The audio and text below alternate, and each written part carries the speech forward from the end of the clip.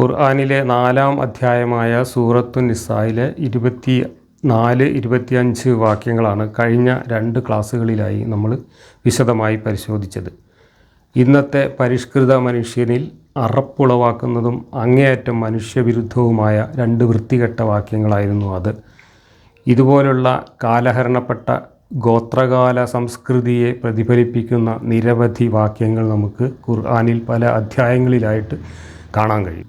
കഴിഞ്ഞ ക്ലാസ്സിൽ നമ്മൾ ചർച്ച ചെയ്ത 25-ാം വാക്യത്തിൽ അള്ളാഹു എന്ന പടച്ചോൻ അന്നത്തെ ഗോത്രമനുഷ്യർക്ക് പ്രത്യേകമായ ചില ഇളവുകൾ നൽകുന്നതായിട്ടാണ് നമ്മൾ കണ്ടത്.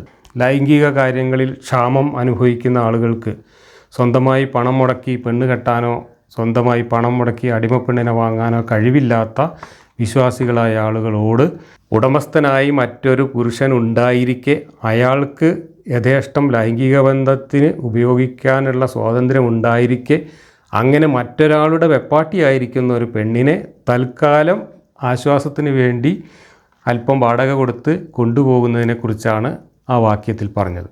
ഇത് അള്ളാഹു മനമില്ലാ മനസ്സോടെ അനുവദിച്ചതാണെന്നും അള്ളാഹു ഇവരുടെ ബുദ്ധിമുട്ട് മനസ്സിലാക്കിയിട്ട് അവരോടൊരു ഔദാര്യം കാണിച്ചതാണ് എന്നൊക്കെയാണ് തുടർന്ന് പറയുന്നത്. വിശ്വാസികൾക്കിടയിൽ ഈ ലൈംഗിക ആസക്തിയെ നിയന്ത്രിച്ച് നിർത്താൻ കഴിയാത്ത പാവപ്പെട്ട ആളുകളുണ്ടായിരുന്നു. അപ്പോൾ അവരുടെ ആ ഒരു പ്രശ്നത്തിന് എന്തെങ്കിലും ഒരു പരിഹാരം വേണമല്ലോ എന്ന നിലക്കാണ് ഇങ്ങനെയുള്ള ചില ഉപായങ്ങളൊക്കെ അള്ളാഹു പറഞ്ഞു കൊടുക്കുന്നത്. ഇത് അള്ളാഹുവിൻ്റെ തന്നെ മുൻ മതങ്ങളിലും വേദങ്ങളിലും പറഞ്ഞിട്ടുള്ളതിന് വിരുദ്ധമാണ് എന്നാണ് ഇനി തുടർന്നുള്ള വാക്യങ്ങളിലൂടെ വിശദീകരിക്കുന്നത്. അങ്ങനെയൊക്കെ ആയിരുന്നിട്ടും അള്ളാഹുവിന് മനമില്ലാ മനസ്സോടെയെങ്കിലും നിങ്ങളോട് ഇങ്ങനെയൊക്കെ ഔദാര്യം കാണിക്കാൻ തോന്നിയത് നിങ്ങളുടെ ബുദ്ധിമുട്ട് കണ്ട് വിഷമം തോന്നിയിട്ടാണ് എന്ന മട്ടിൽ തൻ്റെ ഔദാര്യത്തെക്കുറിച്ച് വാതോരാതെ പറയുകയും അതിൻ്റെ പേരിൽ വിശ്വാസികളെ ബ്ലാക്ക് മെയിൽ ചെയ്യാൻ ശ്രമിക്കുകയുമാണ് അള്ളാഹു. കാരണം അള്ളാഹുവിന് ഈ വിശ്വാസികളെ കൂട്ടിക്കൊണ്ടു പോവേണ്ടതുണ്ട് അടുത്ത ഗോത്രത്തെ കൊള്ളയടിക്കാനും ആക്രമിക്കാനും. അപ്പോൾ അതിന് ഇത്തരം ഔദാര്യങ്ങളൊക്കെ ചെയ്തു കൊടുത്തുകൊണ്ട് അവർക്ക് വേണ്ട സൗകര്യങ്ങളൊക്കെ ചെയ്തു കൊടുത്തുകൊണ്ട് വളരെ വിശാല മനസ്കത കാണിച്ചെങ്കിലേ അവരെ ഇതിന് സന്നദ്ധരാക്കാൻ പറ്റുള്ളൂ എന്ന് കൗശലക്കാരനായ അള്ളാഹുവിന് നന്നായിട്ട് അറിയാമായിരുന്നു. അതുകൊണ്ടാണ് ഇങ്ങനെയുള്ള വൃത്തികേടുകളൊക്കെ അള്ളാഹുവിൻ്റെ കിതാബിൽ വന്നുപെട്ടത്. ഇനി നമുക്ക് ഈ 25-ൻ്റെ തുടർച്ചയായി വന്നിട്ടുള്ള 26, 27, 28 വാക്യങ്ങളിൽ എന്തൊക്കെയാണ് പറയുന്നത് എന്ന് നോക്കാം. 26-ാമത്തെ വാക്യം: യുരീദുല്ലാഹു ലിയുബയ്യിന ലക്കും വയഹ്ദിയക്കും സുനനല്ലദീന മിൻ ഖബ്ലിക്കും വയതൂബ അലൈക്കും വല്ലാഹു അലീമുൻ ഹകീം. നിങ്ങൾക്ക് കാര്യങ്ങൾ വിവരിച്ചു തരുവാനും നിങ്ങളുടെ മുൻഗാമികളുടെ നല്ല നടപടികൾ നിങ്ങൾക്ക് കാട്ടിത്തരുവാനും നിങ്ങളുടെ പശ്ചാത്താപം സ്വീകരിക്കുവാനും അള്ളാഹു ഉദ്ദേശിക്കുന്നു. അള്ളാഹു എല്ലാം അറിയുന്നവനും യുക്തിമാനുമാകുന്നു. ഇമാം റാസിയുടെ പരിഭാഷയിൽ ഇങ്ങനെയാണ് കൊടുത്തിട്ടുള്ളത്: നിങ്ങൾക്ക് കാര്യങ്ങൾ വ്യക്തമാക്കി തരാനാണ് അള്ളാഹു ഉദ്ദേശിക്കുന്നത്, മുമ്പുള്ളവരുടെ ചരിതങ്ങളിലേക്കും നിങ്ങളെ വഴി കാണിക്കാനും. അങ്ങനെ അള്ളാഹു നിങ്ങളുടെ പശ്ചാത്താപം സ്വീകരിക്കുവാനും ഉദ്ദേശിക്കുന്നു. അള്ളാഹു സർവജ്ഞനും യുക്തിമാനുമാകുന്നു. ഇമാം റാസി തന്നെ ഇതിൻ്റെ വ്യാഖ്യാനത്തിൽ പറയുന്നത് നിങ്ങൾക്ക് കാര്യങ്ങൾ വ്യക്തമാക്കി തരാനാണ് എന്ന് പറഞ്ഞുകൊണ്ട് തുടങ്ങുന്ന ഈ വാക്യത്തിൻ്റെ സാരം എന്താണ്, ആശയം എന്താണ് എന്ന കാര്യത്തിൽ യാതൊരു വ്യക്തതയും ഇല്ല എന്നാണ്. വ്യക്തമാക്കി തരാൻ വേണ്ടിയിട്ടാണ് അള്ളാഹു ആയത്തുകളൊക്കെ ഇറക്കുന്നത്. പക്ഷേ അള്ളാഹു ഇറക്കിയ എല്ലാ ആയത്തുകളും വ്യക്തമാക്കാൻ കഴിയാതെ വ്യാഖ്യാതാക്കൾ കടന്നു ഉഴലുന്നതാണ് നമ്മൾ ഇതുവരെയുള്ള ഖുർആൻ ക്ലാസ്സിൽ കണ്ടത്. ഇവിടെ അത് തന്നെയാണ് കാണുന്നത്. ഇതാ റാസി തന്നെ പറയുന്നത് നോക്കൂ: വൈവാഹിക വിഷയത്തിൽ നമുക്ക് നിഷിദ്ധമായതെല്ലാം നമുക്ക് മുമ്പുള്ളവർക്കും നിഷിദ്ധമായിരുന്നു എന്ന് സൂക്തം വ്യക്തമാക്കുന്നു. അതുപോലെ നമുക്ക് അനുവദനീയമായിരുന്നതെല്ലാം അവർക്കും അനുവദനീയമായിരുന്നു. ഇതാണ് ഈ സൂക്തത്തിൻ്റെ പ്രമേയം എന്ന് ഒരു വ്യാഖ്യാനം. ഇതല്ല ഈ സൂക്തത്തിൻ്റെ ഉദ്ദേശ്യം, മറിച്ച് അവയിലടങ്ങിയ നന്മകളും ഗുണപാഠങ്ങളും വിവരിക്കുകയാണ് എന്നതാണ് രണ്ടാമത്തെ വ്യാഖ്യാനം. നിയമങ്ങളും ചട്ടങ്ങളും വ്യത്യസ്തമാകാമെങ്കിലും പൊതു നന്മയുടെ വിഷയത്തിൽ അവ തത്വത്തിൽ ഒന്നിക്കുന്നുവല്ലോ. നിങ്ങൾ മിഥ്യയായത് ഒഴിവാക്കി സത്യമായത് സ്വീകരിക്കാൻ നിങ്ങൾക്ക് മുമ്പുള്ള സത്യവക്താക്കളുടെ ചര്യകളിലേക്ക് അവൻ നിങ്ങളെ വഴി നടത്തുന്നു എന്ന ഒരു മൂന്നാമത്തെ വ്യാഖ്യാനവുമുണ്ട്. അപ്പോൾ നിങ്ങൾക്ക് കാര്യങ്ങൾ വ്യക്തമാക്കി തരാനാണ് അള്ളാഹു ഉദ്ദേശിക്കുന്നത്. പക്ഷേ അള്ളാഹു ഉദ്ദേശിക്കുന്ന കാര്യങ്ങൾ എന്താണ് എന്ന് ഈ വാക്യം വായിച്ച അറബികൾക്കൊന്നും മനസ്സിലായില്ല. അറബിയിൽ തഫ്സീർ എഴുതാൻ പോയ വ്യാഖ്യാതാക്കൾക്കും വ്യക്തമായിട്ട് മനസ്സിലായില്ല. അതുകൊണ്ട് അവർ 2-3 അഭിപ്രായങ്ങൾ പറഞ്ഞു എന്നാണ് ഇമാം റാസി എഴുതി വെച്ചിട്ടുള്ളത്. ഇനി എന്താണ് ഇവിടെ പറയുന്നത് എന്നതിൻ്റെ ഒരു ഏകദേശ രൂപം നമുക്ക് ഇബ്നു അബ്ബാസിൻ്റെ വ്യാഖ്യാനം വായിച്ചാൽ പിടികിട്ടും. അതിൽ പറയുന്നത് Allah wishes to explain to you that which is lawful for you. എന്തൊക്കെയാണ് നിങ്ങൾക്ക് അനുവദനീയമായിട്ടുള്ളത് എന്ന് അള്ളാഹു നിങ്ങൾക്ക് വിവരിച്ചു തരാൻ ആഗ്രഹിക്കുന്നു. ഇതാണ് അതിൻ്റെ ഉദ്ദേശം എന്ന് പറയുന്ന ആദ്യത്തെ വാക്യത്തിൻ്റെ. It is also said that this means Allah would explain to you that having patience and refraining from marrying captives is better for you than marrying them. Expound to you by examples of those who were before you among the people of the book who were forbidden from marrying captives. അപ്പോൾ മുമ്പ് വേദക്കാർക്ക് ഇങ്ങനെ അടിമ പെണ്ണുങ്ങളെ കല്യാണം കഴിക്കുന്നത് അനുവദനീയമായിരുന്നില്ല. ഉടമസ്ഥരുള്ള അടിമ പെണ്ണുങ്ങളെ ഉടമസ്ഥരുണ്ടായിരിക്കെ വേറൊരാൾ കല്യാണം കഴിക്കുന്നത് മുമ്പ് വേദക്കാർക്ക് അനുവദിച്ചിരുന്നില്ല, അവർക്കത് ഹറാമായിരുന്നു. അങ്ങനെ ഇരിക്കെ നിങ്ങൾക്ക് ഇത് അനുവദിച്ച് തന്നിട്ടുണ്ടെങ്കിലും കഴിയുന്നതും നിങ്ങൾ അതിൽ നിന്ന് വിട്ടു നിൽക്കുന്നതാണ് നല്ലത് എന്ന് പറഞ്ഞതിന് ശേഷം അതിനെ ഒന്നുകൂടെ സ്ഥാപിക്കാനാണ് അള്ളാഹു ചെയ്തു തന്ന ഔദാര്യത്തെക്കുറിച്ച് വിശദമായിട്ട് പറയുന്നത്. And would turn to you in mercy he will forgive you that which ensured from you in pre Islamic times. അങ്ങനെ നിങ്ങൾ ഇതിനു മുമ്പ് അങ്ങനെയൊക്കെ ചെയ്തിട്ടുണ്ട് എങ്കിൽ അത് അള്ളാഹു ക്ഷമിക്കും. Allah is knower that you have a dire need for marriage when he prohibited you to marry them except upon necessity. അത്യാവശ്യം വരികയാണെങ്കിൽ മാത്രമേ നിങ്ങൾക്ക് ഇത് അനുവദിച്ച് തന്നിട്ടുള്ളൂ. യഥാർത്ഥത്തിൽ ഇത് അള്ളാഹു നിഷിദ്ധമാക്കിയ കാര്യം തന്നെയാണ്. പക്ഷേ നിങ്ങൾക്ക് നിവൃത്തിയില്ലാത്തൊരു ഘട്ടത്തിൽ നിങ്ങൾക്ക് ഞാനൊരു ഇളവ് എന്ന നിലക്ക് അനുവദിച്ച് തന്നതാണ് എന്നൊക്കെയാണ് ഇവിടെ പറയുന്നത്. ഏത് കാര്യത്തെക്കുറിച്ചാണ് പറയുന്നത്? മറ്റൊരാളുടെ വെപ്പാട്ടിയായിരിക്കുന്ന മറ്റൊരാളുടെ ഉടമസ്ഥതയിലുള്ള അടിമപ്പെണ്ണിനെ ഒരാൾ കല്യാണം കഴിച്ചു കൊണ്ടുപോകുന്നത്. അല്ലെ, ഒരാൾ കല്യാണം കഴിച്ചു കൊണ്ടുപോയാലും അയാളുടെ മാത്രം ഭാര്യയായിട്ടല്ല ആ സ്ത്രീ പിന്നെ ജീവിക്കുക എന്നത് 4:24 വ്യക്തമായിട്ട് പറഞ്ഞു. ഭർത്താവ് ഉണ്ടെങ്കിലും ഉടമസ്ഥന് ഭോഗിക്കാമെന്ന് അവിടെ പറയുന്നുണ്ട്. അത് വളരെ മോശമായൊരു കാര്യമാണ്. അള്ളാഹുവിനത് വലിയ ഇഷ്ടമൊന്നുമില്ല. മനമില്ലാ മനസ്സോടെയാണ് അള്ളാഹു അത് അനുവദിച്ച് തന്നത്. മറ്റു വേദങ്ങളിലൊന്നും അത് അനുവദിച്ച് കൊടുത്തിട്ടുമില്ല. അവർക്കൊക്കെ അത് നിഷിദ്ധവുമായിരുന്നു. എന്നിട്ടും ഒരു ഔദാര്യം എന്ന നിലക്ക് നിങ്ങൾക്ക് അനുവദിച്ച് തന്നതാണ് എന്നൊക്കെ അള്ളാഹു ഇവിടെ ഓർമ്മിപ്പിക്കുകയാണ്. എന്തുകൊണ്ടാണ് അങ്ങനെയുള്ള കാര്യങ്ങളിൽ നിന്ന് വിട്ടു നിൽക്കണമെന്ന് പറഞ്ഞത്? കാരണം അങ്ങനെ കൊണ്ടുപോകുന്ന പെണ്ണുങ്ങൾക്ക് കുട്ടികളുണ്ടായാൽ, ഗർഭിണികളായാൽ ആ കുട്ടികളുടെ ഉടമസ്ഥത ഈ അടിമപ്പെണ്ണിൻ്റെ യഥാർത്ഥ ഉടമയിലേക്ക് പോകും. ആ കുട്ടി സ്വതന്ത്രനാവില്ല. ആ കുട്ടി അടിമക്കുട്ടിയായിട്ട് വളരുകയും ചെയ്യും. അപ്പോൾ അതൊരു മോശം ഏർപ്പാടാണല്ലോ. അതുകൊണ്ടാണ് അള്ളാഹു നിങ്ങൾക്ക് ഇങ്ങനെ ഒരു ഔദാര്യം മനമില്ലാ മനസ്സോടെയെങ്കിലും അനുവദിച്ചു തരുന്നത്. കാരണം നിങ്ങളെ ബുദ്ധിമുട്ട് അള്ളാഹ്ക്ക് മനസ്സിലാവുന്നുണ്ട്. അതാണ്, പെണ്ണെട്ടാൻ കാശില്ല, അടിമനെ വാങ്ങാനും കാശില്ല, എന്നാൽ ഇതൊട്ട് സഹിക്കാനും പറ്റുന്നില്ല. അങ്ങനെയുള്ള ബുദ്ധിമുട്ടുന്ന ആൾക്കാർ ഉണ്ട് എന്ന് അള്ളാഹ്ക്ക് മനസ്സിലായപ്പോഴാണ് അള്ളാഹ് ഇങ്ങനെ ഒരു ഔദാര്യം ചെയ്തത്. ഈ വാക്യത്തിൻ്റെ യഥാർത്ഥ സബബുൻ നുസൂൽ, ഇതിൻ്റെ അവതരണ പശ്ചാത്തലം എന്താണ് എന്ന് എവിടെയും കാണുന്നില്ല. പതിവായിട്ട് ഇങ്ങനെയുള്ള വാക്യങ്ങളൊക്കെ ഇറങ്ങുന്നത് ഏതെങ്കിലും ഒരാൾ ചെന്നിട്ട് നബീൻ്റെ അടുത്ത് പരാതി പറയുമ്പോഴാണ്, നബിയെ എനിക്ക് പെണ്ണെട്ടാനും പൈസയില്ല, എനിക്ക് അടിമനെ വാങ്ങാനും കാശില്ല, എനിക്കാണെങ്കിൽ ഇതൊട്ട് സഹിക്കാനും പറ്റുന്നില്ല, ഞാൻ എന്താ പിന്നെ ചെയ്യുക, ഞാൻ വരി ഉടക്കട്ടെ എന്നൊക്കെ വന്ന് ചോദിക്കുമ്പോഴാണ് ഇങ്ങനത്തെ ആയത്തുകൾ ഇറങ്ങുക. ഒരുപക്ഷെ ആരെങ്കിലും വന്നിട്ട്, നബിക്ക് തന്നെ വേണ്ടപ്പെട്ട ആരെങ്കിലും വന്നിട്ട് അങ്ങനെ ആവശ്യപ്പെട്ടിട്ടുണ്ടാവും. ഇനി അവരെ പേര് പുറത്ത് പറയേണ്ടെന്ന് വിചാരിച്ചിട്ട് അതിൻ്റെ സബബുൻ നുസൂല് വ്യാഖ്യാതാക്കൾ മറച്ചു വെച്ചതായിരിക്കാനും സാധ്യതയുണ്ട്. എന്തായാലും ഇതാണ് ഈ വാക്യത്തിൻ്റെ സാരം. ഇനി നമ്മുടെ കൂറ്റനാട് മുസ്ലിയാർ ഈ 2-3 വാക്യങ്ങൾ ഒരുമിച്ച് തഫ്സീർ കൊടുത്തിട്ട് അവിടെ എഴുതിയിരിക്കുന്നത് ഇങ്ങനെയാണ്: മനുഷ്യൻ കേവലം ബലഹീനനാണെന്നും കാമവികാരങ്ങളെ നിയന്ത്രിക്കാൻ അവന് കഴിയാതെ വന്നേക്കുമെന്നും അതുകൊണ്ട് വിവാഹം ചെയ്യുവാൻ ചില ഉപാധികൾക്ക് വിധേയമായിക്കൊണ്ട് മറ്റൊരാളുടെ വെള്ളാട്ടിയെപ്പോലും വിവാഹം ചെയ്യുവാൻ അനുവദിച്ചിരിക്കുന്നു എന്നുമെല്ലാമാണ് ഈ 3 സൂക്തങ്ങളിൽ അള്ളാഹു ഉണർത്തിയിരിക്കുന്നത്. അപ്പോൾ അതാണ് കാര്യം. ഇനി ഇതിൻ്റെ തന്നെ തുടർച്ചയാണ് അടുത്ത 2 വാക്യങ്ങളും. 27-ാമത്തെ വാക്യം: വല്ലാഹു യുരീദു അൻ യതൂബ അലൈക്കും വയുരീദു അല്ലദീന യത്തബിഊന അശ്ശഹവാതി അൻ തമീലൂ മൈലൻ അളീമാ. അള്ളാഹു നിങ്ങളുടെ പശ്ചാത്താപം സ്വീകരിക്കാൻ ഉദ്ദേശിക്കുന്നു.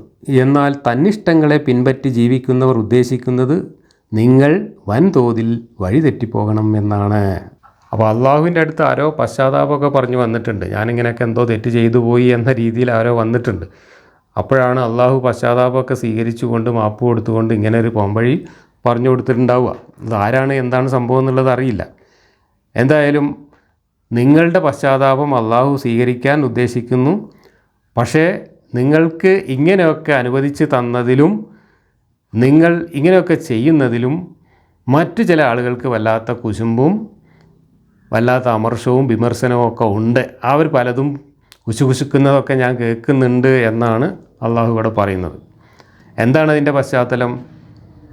അള്ളാഹു ഇങ്ങനെയുള്ള കുറേ വൃത്തികേടുകൾ ആയത്തുകളായിട്ട് അവതരിപ്പിക്കുകയും ആ അറബികൾക്ക്, അന്നത്തെ അറബികളായിരുന്ന ജൂതന്മാർക്കും അതുപോലെ മജൂസികൾക്കും അവിടെ ഉണ്ടായിരുന്ന ആളുകൾക്കൊന്നും അവർക്കൊന്നും ശീലമില്ലാത്തതും അവർക്കൊന്നും സഹിക്കാൻ പറ്റാത്തതുമായിട്ടുള്ള വൃത്തികേടുകൾ അള്ളാഹു ഇങ്ങനെ ഇറക്കിയപ്പോൾ ജൂതന്മാരും മജൂസികളും അവിടെ ഉണ്ടായിരുന്ന ആളുകളുമൊക്കെ അള്ളാഹുവിനെയും മുഹമ്മദിൻ്റെ ഇസ്ലാമിനെയും ഒക്കെ അത്യാവശ്യം നന്നായിട്ട് പരിഹസിച്ചിട്ടുണ്ട്.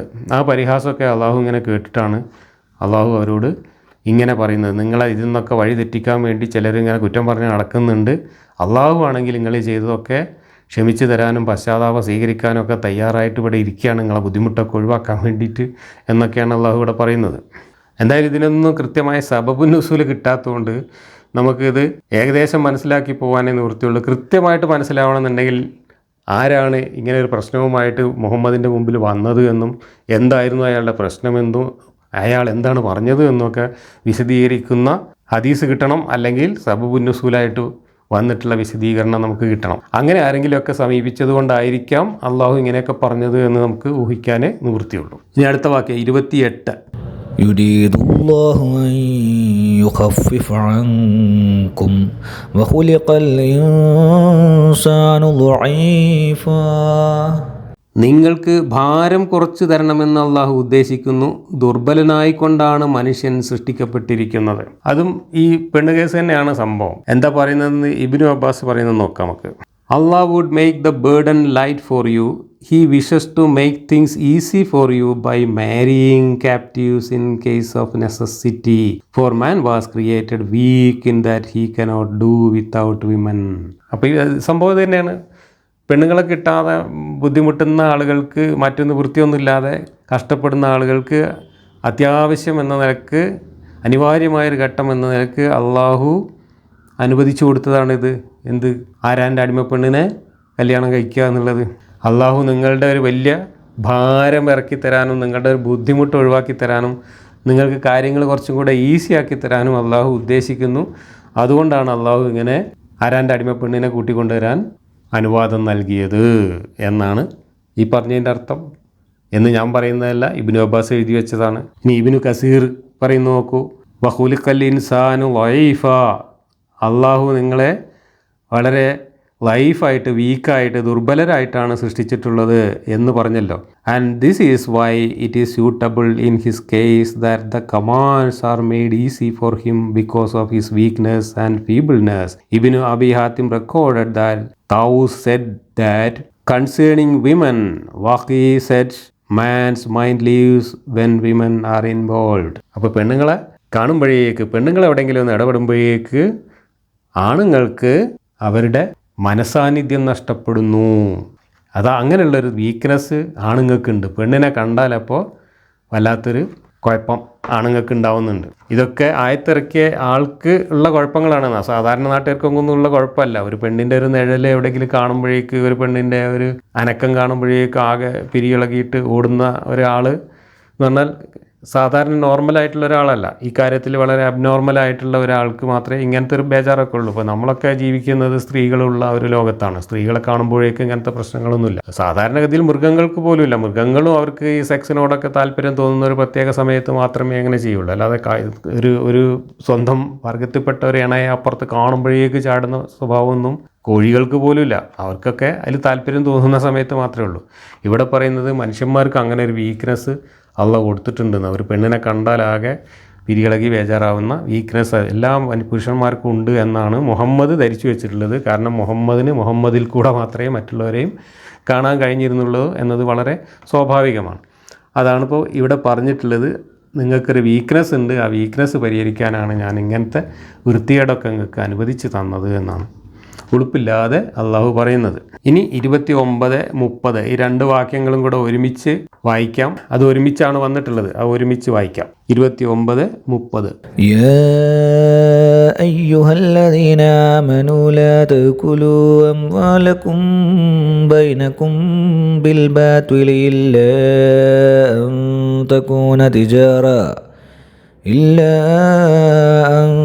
تكون تجارة عن تراض منكم ولا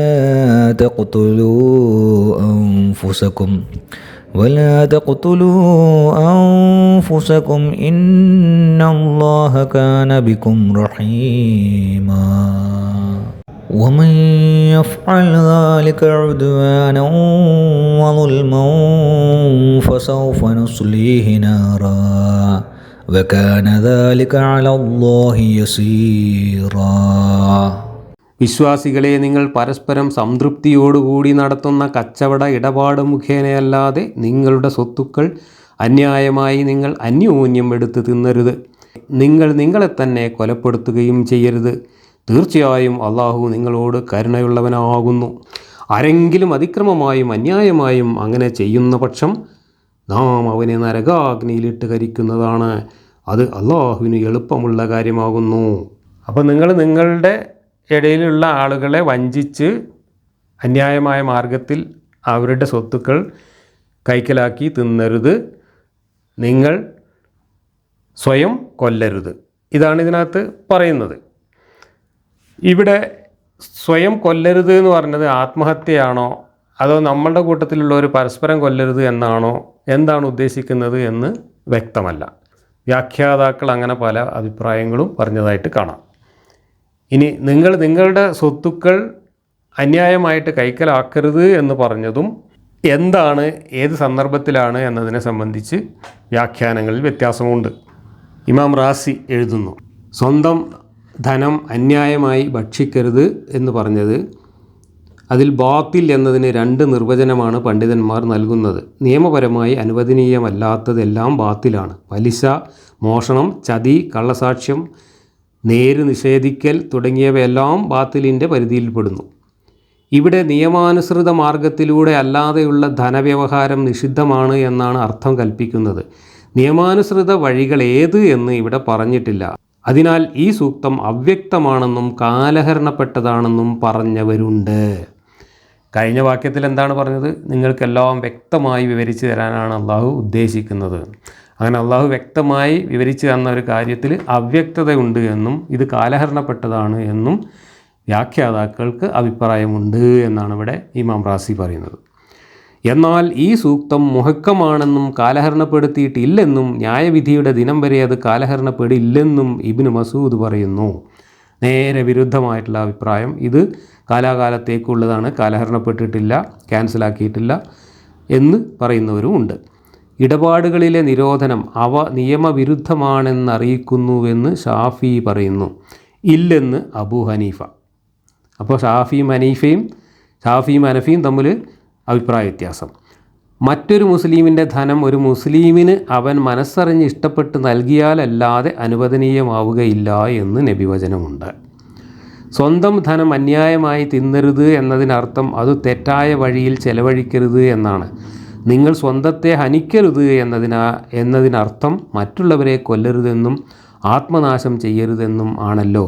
കാരണം സത്യവിശ്വാസികൾ ഒരൊറ്റ ശരീരം പോലെയാണെന്ന് നബി പറഞ്ഞു. അപ്പോൾ ഇവിടെ നിങ്ങൾ സ്വയം എന്ന് പറഞ്ഞത് അവനവൻ്റെ സ്വത്തെടുത്ത് അന്യായമായി തിന്നരുത് എന്ന അർത്ഥത്തിലാണോ അതോ മറ്റുള്ളവരുടെ സ്വത്തെടുത്തിട്ട് അന്യായമായിട്ട് തിന്നരുത് എന്ന അർത്ഥത്തിലാണോ എന്ന കാര്യത്തിൽ പോലും തർക്കമുണ്ട്, വ്യക്തതയില്ല. അതുപോലെ തന്നെ നിങ്ങൾ സ്വയം നശിപ്പിക്കരുത് എന്ന് പറഞ്ഞത് ആത്മഹത്യ ചെയ്യുന്ന കാര്യമാണോ അതോ നിങ്ങളുടെ കൂട്ടത്തിൽ നിങ്ങളെല്ലാവരും കൂടെ ഒരു ഉത്തമ സമുദായമാണല്ലോ, ആ സമുദായത്തിൽ തന്നെ പെട്ട ആൾക്കാർ പരസ്പരം കൊല്ലരുത് എന്ന അർത്ഥത്തിലാണോ എന്ന കാര്യത്തിലും വ്യക്തതയില്ല, ഒക്കെ തർക്കമുണ്ട്. ബനു ഇസ്രായേലിനോട് പശ്ചാത്താപത്തിൻ്റെ ഭാഗമായി സ്വയം ഹത്യ ചെയ്യാൻ കൽപ്പിച്ച അള്ളാഹു ഈ സമുദായത്തോട് മഹത്തായ കരുണയാണ് ചെയ്തത്. സ്വയം ഹത്യ നമുക്ക് നിഷിദ്ധമാക്കുകയാണ് അവൻ ചെയ്തത്. ഈ പറഞ്ഞതിൻ്റെ അർത്ഥം മനസ്സിലായോ? ഇത് മൂസാ നബി തൗറാത്ത് കൊണ്ടുവരാൻ വേണ്ടി പോയ സമയത്ത് കാളക്കുട്ടിയെ ഉണ്ടാക്കി ആരാധിച്ച മൂസയുടെ സഹോദരൻ ഹാറൂനും ഒപ്പമുണ്ടായിരുന്ന ആയിരക്കണക്കിന് ആളുകളും മൂസാ നബി വന്നപ്പോൾ വിഗ്രഹാരാധന ചെയ്യുക എന്ന കൊടും ഭീകരമായ തിന്മ ചെയ്യുന്നതായി കണ്ടു. അങ്ങനെ മൂസാ നബി ദേഷ്യപ്പെട്ട് പലകയൊക്കെ വലിച്ചെറിഞ്ഞ് തൗറാത്തൊക്കെ വലിച്ചെറിഞ്ഞ് ദേഷ്യപ്പെട്ടിട്ട് ഇതിന് പ്രായശ്ചിത്തമായിട്ട് നിങ്ങളെ തന്നെ കൊല്ലുവിൻ എന്ന് പറഞ്ഞു എന്നാണ് ഖുർആനിലുള്ളത്. അങ്ങനെ അവർ പോയിട്ട് നരബലി നടത്തി എന്നാണ്. നിങ്ങളെ തന്നെ കൊല്ലുവിൻ എന്ന് പറഞ്ഞാൽ സ്വന്തക്കാരെ തന്നെ പോയിട്ട് കൊല്ലാൻ ഉത്തരവിട്ടു എന്നും, അങ്ങനെ 3000-ഓളം പേരെ അവനവൻ്റെ വീട്ടിൽ പോയിട്ട് അവനവൻ്റെ ആൾക്കാരെ തന്നെ കൊല ചെയ്തു എന്ന് പറയുന്ന കഥ ബൈബിളിലും അതിനെ അനുബന്ധമായിട്ട് ഹദീസുകളിലും നമുക്ക് കാണാം. അപ്പോൾ 3000-ഓളം മനുഷ്യരെ നരബലി നടത്തിക്കൊണ്ടാണ് വിഗ്രഹാരാധന എന്ന ഒരു തിന്മയ്ക്ക് പ്രായശ്ചിത്തം ചെയ്യിച്ചത്. ആര്? ഈ അള്ളാഹു മൂസാ നബീൻ്റെ കാലത്ത്.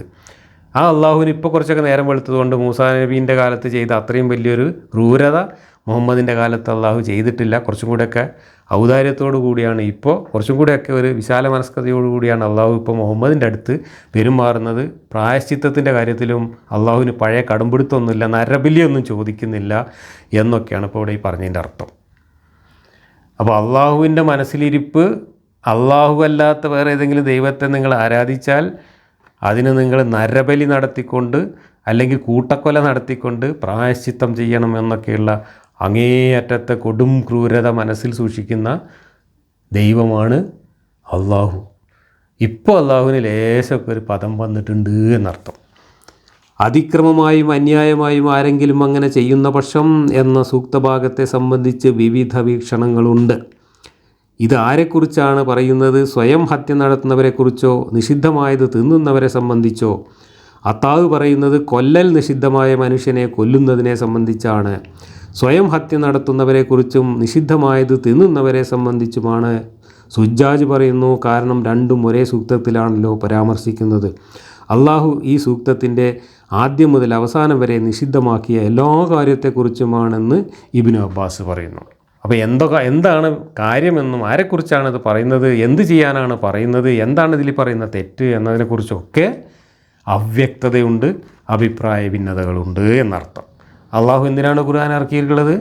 എല്ലാം ലളിതമായും വ്യക്തമായും വിശദമായും നമുക്ക് പറഞ്ഞു തരാൻ വേണ്ടിയിട്ടാണ്. ലോകാവസാനം വരെ നമുക്ക് യാതൊരു കൺഫ്യൂഷനും ഉണ്ടാവാതെ കാര്യങ്ങൾ, ധാർമ്മിക ജീവിതം നയിക്കാൻ ആവശ്യമായ എല്ലാ കാര്യങ്ങളും അള്ളാഹു അങ്ങനെയാണ് ഇറക്കി തന്നിട്ടുള്ളത്. പക്ഷേ അള്ളാഹു ഇറക്കിയ ഒരു വാചകത്തിന് പോലും എന്താണ് അർത്ഥമെന്ന് അറബി അറിയുന്ന പണ്ഡിതന്മാർക്ക് തന്നെ മനസ്സിലായിട്ടില്ല.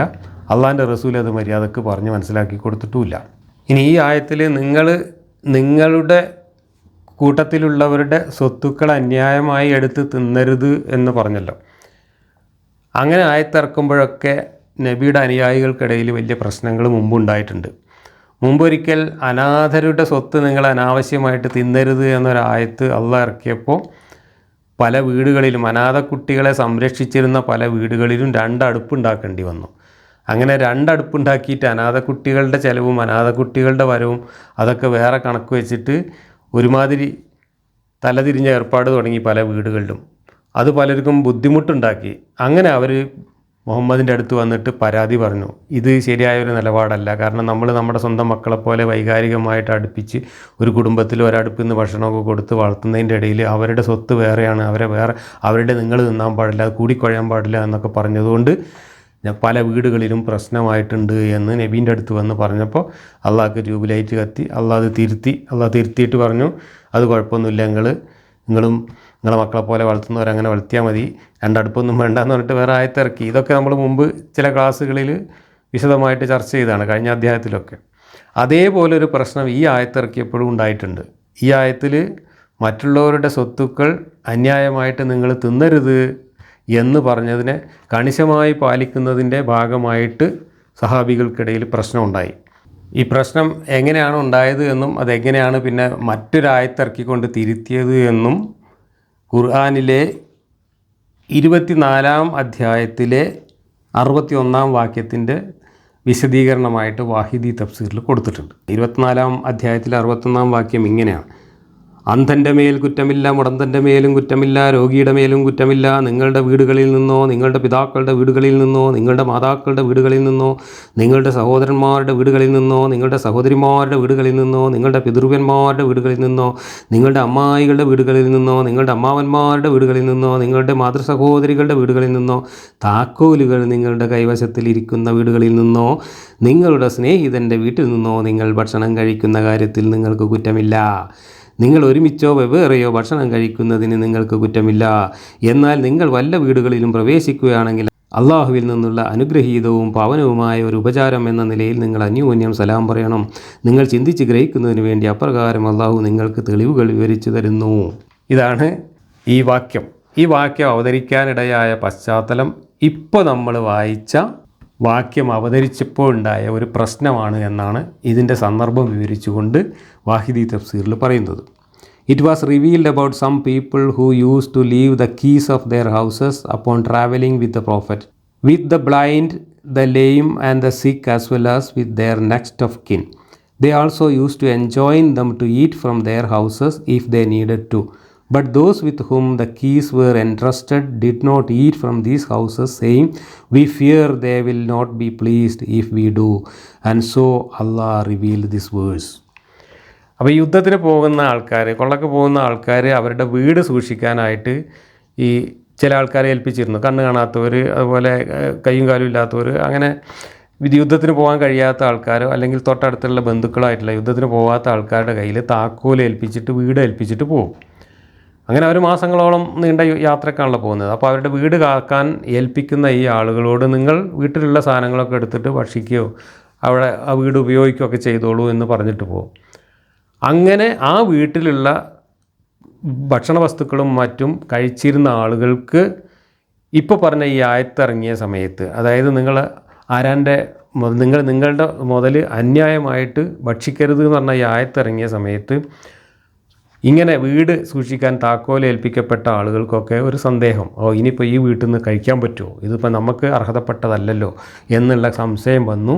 അങ്ങനെ ചിലരൊന്നും താക്കോൽ ഏൽപ്പിച്ചിട്ടും ആ വീട്ടിൽ നിന്ന് ഭക്ഷണം കഴിക്കുകയോ ആ വീട്ടിലുള്ള എന്തെങ്കിലും സാധനങ്ങൾ എടുക്കുകയോ ഒന്നും ചെയ്തില്ല.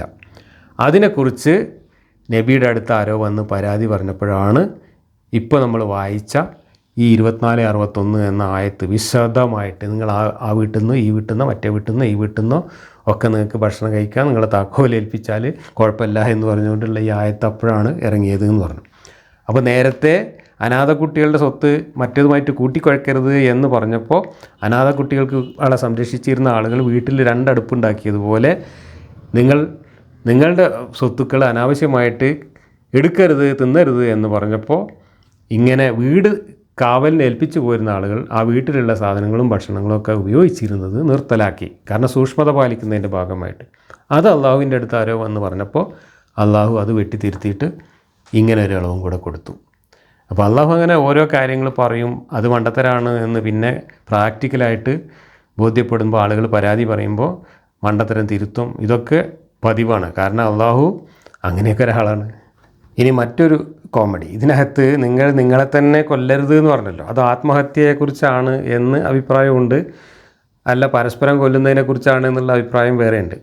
ഇത് ആത്മഹത്യയെക്കുറിച്ചാണ് എന്ന ഒരർത്ഥത്തിൽ അന്നത്തെ ആളുകൾ അത് സ്വീകരിച്ചിരുന്നു. ആത്മഹത്യ ചെയ്താലുണ്ടാകുന്ന കുഴപ്പങ്ങളെക്കുറിച്ചൊക്കെ പിന്നീട് ഒരുപാട് ഹദീസുകൾ ഉദ്ധരിക്കപ്പെട്ടിട്ടുണ്ട്. ആത്മഹത്യ ചെയ്താൽ പരലോകത്ത് അവരെ എന്തുകൊണ്ടാണോ ആത്മഹത്യ ചെയ്തത് അതുകൊണ്ട് അവരെ പീഡിപ്പിക്കും എന്നൊക്കെ പറഞ്ഞിട്ടുള്ള കുറേ ഹദീസുകളൊക്കെ ഉണ്ട്, പേടിപ്പിക്കുന്ന ഹദീസുകളുണ്ട്. എന്നാൽ ഈ ആയത്തിനെ ദുർവ്യാഖ്യാനം ചെയ്തുകൊണ്ട് അംർ ഇബ്നു ആസ് ഒരു യുദ്ധയാത്രയിൽ ചെയ്ത ഒരു കോമഡി ഇബ്നു കസീർ ഉദ്ധരിച്ചിട്ടുണ്ട്. Imam Ahmad recorded that Amr ibn as said that when the Prophet sent him for the battle of Dhatul Salasil, I had a wet dream during a very cold night and feared that if I bathed I would die. So I performed tayammum with the pure earth and led my company in the dawn prayer. When I went back to the Messenger of Allah, I mentioned what had happened to me, and he said, "O Amr, have you led your people in prayer while you were in the state of sexual impurity?" I said, "O Messenger of Allah, I had a wet dream on a very cold night and feared that if I bathed, I would perish. and I remembered Allah's statement, and do not kill yourselves, surely Allah is most merciful to you. So I performed tayammum and prayed. The Messenger of Allah smiled and did not say anything. This is the narration reported by Abu Dawood. അപ്പോൾ Amr Ibnu as നല്ല തണുപ്പുള്ള ഒരു സമയത്ത് ഒരു യുദ്ധയാത്രയ്ക്ക് പോകുമ്പോൾ രാത്രി സ്വയംഭോഗം ചെയ്യുകയോ അതോ ഇനി കൂടെ കടന്നിരുന്ന ആളുകളുമായിട്ട് സ്വവർഗരതിയിൽ ഏർപ്പെടുകയോ അതോ ഇനി അതുമല്ല ഇതിനകത്ത് വെറ്റ് ഡ്രീം എന്നാണ് പറയുന്നത്, സ്വപ്നസ്ഖലനം ഉണ്ടാവുകയോ എന്തോ ചെയ്തു. എന്തായാലും സ്ഖലനം ഉണ്ടായാൽ അത് കർമ്മശാസ്ത്രം അനുസരിച്ച് വലിയ അശുദ്ധിയാണ്, ജനാപത്ത് എന്ന് പറയും. അങ്ങനെ ജനാപത്ത് ഉണ്ടായി ആർക്ക്? അംർ ഇബ്നു ആസിന് രാത്രി ഭയങ്കര തണുപ്പായതുകൊണ്ട് ജനാപത്ത് ഉണ്ടായാൽ കുളിച്ചിട്ടേ പിന്നെ നിസ്കരിക്കാനൊക്കെ പാടുള്ളൂ, കാരണം വലിയ അശുദ്ധിയാണല്ലോ. വലിയ അശുദ്ധിക്ക് കുളിച്ചിട്ടേ നിസ്കരിക്കാൻ പാടുള്ളൂ എന്നാണ് നിയമം. പക്ഷേ കുളിച്ചാൽ ഞാൻ മരിച്ചു പോകുമെന്ന് വിചാരിച്ചു ആര്? അംർ ഇബ്നു ആസ്. അത്രയും തണുപ്പായിരുന്നു. അങ്ങനെ നമ്മൾ സ്വയം മരിക്കുന്നത് തെറ്റാണെന്ന് അള്ളാൻ്റെ ഖുർആനിൽ ആയത്തുണ്ടല്ലോ. ഏതായത്ത്? ഇപ്പം നമ്മൾ വായിച്ച ആയത്ത്. ആ ആയത്ത് മനസ്സിൽ പറഞ്ഞുകൊണ്ട് മൂപ്പരെന്ത് ചെയ്തു വെച്ചാൽ മണ്ണെടുത്തിട്ട് ഒന്നുണ്ടാക്കി, എന്നിട്ട് പോയിട്ട് സുബൈ നിസ്കരിക്കുകയല്ല, നിസ്കാരത്തിന് ഇമാമ് നിന്നു.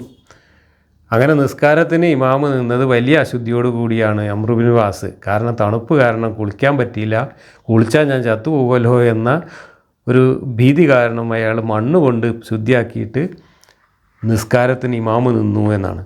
എന്നിട്ട് നേരം വിളിക്കുമ്പോൾ പ്രവാചകൻ്റെ അടുത്ത് വന്നിട്ട് ഇങ്ങനെയൊക്കെ സംഭവം പറയുകയും ചെയ്തു. പറഞ്ഞപ്പോൾ പ്രവാചകൻ നീ വലിയ അശുദ്ധിയോട് കൂടിയാണോ ഇമാമ് നിന്നത് എന്ന് ചോദിച്ചു. അപ്പോൾ ഈ ആയത്ത് ഓതി കേൾപ്പിച്ചു എന്നാണ്.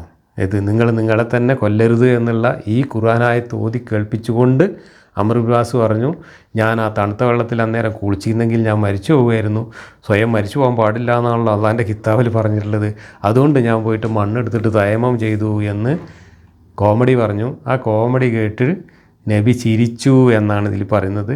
ചിരിക്കുക മാത്രമേ ചെയ്തുള്ളൂ, കുറ്റമൊന്നും പറഞ്ഞില്ല. അപ്പോൾ അംർ ഇബ്നു ആസൊക്കെ എത്രത്തോളം വിശ്വാസികളായിരുന്നു എന്ന് ഇതിൽ നിന്ന് തന്നെ വ്യക്തമാവും. കാരണം സ്വന്തം ബാപ്പാനെ തെറി വിളിക്കുന്ന ഖുർആൻ ഓതിയിട്ട് വേണം നിസ്കരിക്കാൻ. അപ്പോൾ അങ്ങേർക്കൊക്കെ എത്രത്തോളം ഇതിൽ വിശ്വാസം ഉണ്ടായിരുന്നു എന്നുള്ളത് ഇതിന് വ്യക്തമാണ്. അതൊക്കെ സന്ദർഭത്തിനനുസരിച്ച് ഓരോന്ന് ചെയ്തിട്ട് അതിനൊക്കെ ഓരോ മുട്ടുന്യായം പറഞ്ഞ് ശരിക്കും ഇസ്ലാമിനെയും അള്ളാഹിനെയും ഖുർആനെയും പരിഹസിക്കുകയായിരുന്നു അംർ ഇബ്നു ആസ് ഇവിടെ ചെയ്തത് എന്നത് വ്യക്തമാണ്. ആ പരിഹാസം കേട്ടിട്ട് അത് കേട്ട് ആസ്വദിച്ച് ചിരിക്കുകയാണ് മുഹമ്മദ് ചെയ്തത്. കാരണം മുഹമ്മദിനും അത്രയൊക്കെ തന്നെ ഉണ്ടായിരുന്നുള്ളൂ. യുദ്ധത്തിന് പോകണം, യുദ്ധം നടക്കണം, കൊള്ള ചെയ്യണം, അതായിരുന്നു മെയിൻ ഉദ്ദേശം. അതിന് തടസ്സം നിൽക്കുന്ന രീതിയിൽ മുഹമ്മദിൻ്റെ അള്ളാഹുവും കൂടെ ഉള്ളവരോട് പെരുമാറിയിരുന്നില്ല. അങ്ങനെയുള്ള കാർക്കശ്യങ്ങളൊന്നും ഉണ്ടായിരുന്നില്ല. മറിച്ച് ആ യുദ്ധത്തിൽ നിന്ന് പിന്തിരിഞ്ഞ് ഓടാനും അതിൽ പങ്കെടുക്കാതെ മാറി നിൽക്കാനൊക്കെ സൂത്രം പ്രയോഗിക്കുന്നവരുടെ നേരെ അള്ളാഹു റസൂലൊക്കെ വളരെ കർക്കശമായ നിലപാടുകളാണ് സ്വീകരിച്ചിരുന്നത്. എന്നാൽ പോകുന്ന സമയത്ത് ഇതുപോലുള്ള കുരുത്തകടൊക്കെ ചെയ്തിരുന്നവരോട് ചിരിച്ചുകൊണ്ട് തമാശയാക്കി തള്ളിക്കളയുകയും ചെയ്തിരുന്നു എന്നർത്ഥം. ഇനി അമാനി മൗലവി ഈ ആയത്തിനെക്കുറിച്ച് പറയുന്നത്, നിങ്ങളുടെ സ്വന്തങ്ങളെ നിങ്ങളെ തന്നെ കൊല്ലരുത് എന്ന് ഇവിടെ പറഞ്ഞതിൻ്റെ ഉദ്ദേശം 3 പ്രകാരത്തിൽ വ്യാഖ്യാനിക്കപ്പെടാറുണ്ട്. നിങ്ങൾ തമ്മിൽ കൊല ചെയ്യരുത് എന്ന് മിക്ക വ്യാഖ്യാതാക്കളും ഇതാണ് സ്വീകരിച്ചിരിക്കുന്നത്.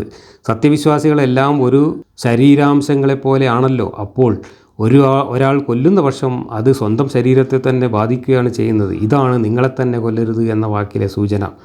2 പാപങ്ങളും അക്രമങ്ങളും പ്രവർത്തിക്കുക വഴി നിങ്ങൾ നിങ്ങളെ സ്വയം കൊല്ലരുത്, അഥവാ നിങ്ങളുടെ നാശത്തിന് നിങ്ങൾ വഴിയൊരുക്കരുത്.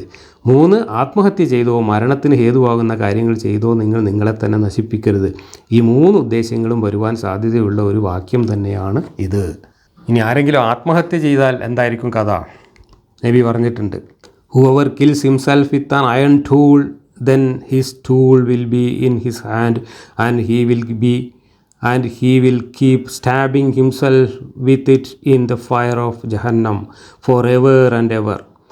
ആരെങ്കിലും വല്ല ഇരുമ്പിൻ്റെ കത്തികൊണ്ടോ വാളുകൊണ്ടോ ആണ് ആത്മഹത്യ ചെയ്യുന്നതെങ്കിൽ പരലോകത്ത് നരകത്തിൽ അവൻ ആ കത്തികൊണ്ടോ അങ്ങനെ കുത്തിക്കൊണ്ടേയിരിക്കും കാലാകാലം. Whoever kills himself with poison, then his poison will be in his hand and he will keep taking it in the fire of Jahannam forever and ever. വിഷം കഴിച്ചാണ് ഒരാൾ മരിക്കുന്നതെങ്കിൽ നരകത്തിൽ കടന്ന് കാലാകാലം അവൻ ആ വിഷം തന്നെ കഴിച്ചുകൊണ്ടേയിരിക്കും. Whoever kills himself by throwing himself from a mountain will keep falling in the fire of Jahannam for ever and ever. ആരെങ്കിലും വല്ല മലേൻ്റെ മുകളിൽ നിന്നും പണ്ട് മുഹമ്മദ് നബി ആലോചിച്ച മാതിരി മലേൻ്റെ മുകളിൽ നിന്നൊക്കെ താഴത്തേക്ക് ചാടി ആത്മഹത്യ ചെയ്യുകയാണെങ്കിൽ നരകത്തിൽ എല്ലാ സമയവും കാലാകാലം ഇങ്ങനെ മലേൻ്റെ മുകളിൽ നിന്ന് നരകത്തേക്ക് ചാടിക്കൊണ്ടേയിരിക്കും എന്ന് നബി പറഞ്ഞിട്ടുണ്ട്. ഇതാണ് മുസ്ലിങ്ങൾക്കിടയിൽ ആത്മഹത്യ കുറയാൻ കാരണം എന്നാണ് ഇസ്ലാമിക പണ്ഡിതന്മാർ വലുത് പറയുന്നത്. കാരണം ആത്മഹത്യ ചെയ്യാൻ പാടില്ല എന്ന് കർക്കശമായി ഞങ്ങളെ മതം വിലക്കിയിട്ടുള്ളത് കൊണ്ട് ഞങ്ങളുടെ സമുദായത്തിനകത്ത് ആത്മഹത്യാ നിരക്ക് വളരെ കുറവാണ്. കണ്ടില്ലേ ഇസ്ലാമിൻ്റെ ധാർമ്മികത എന്നാണ് അവരുടെ ചോദ്യം. മനുഷ്യനെ ആത്മഹത്യ ചെയ്യാൻ പോലും അനുവദിക്കാത്ത മതം. ജീവിക്കാനും അനുവദിക്കില്ല, മരിക്കാനും അനുവദിക്കില്ല. ഭീകരമായി കഷ്ടപ്പെട്ട് ഇവിടെ പരീക്ഷണത്തിന് വിധേയമായാൽ കള്ളും പെണ്ണും തരാം. ഇതാണ് ഇസ്ലാമിക ദർശനം എന്ന് പറയുന്നത്. അടുത്ത വാക്യം നമുക്ക് അടുത്ത ക്ലാസ്സിൽ തുടരാം.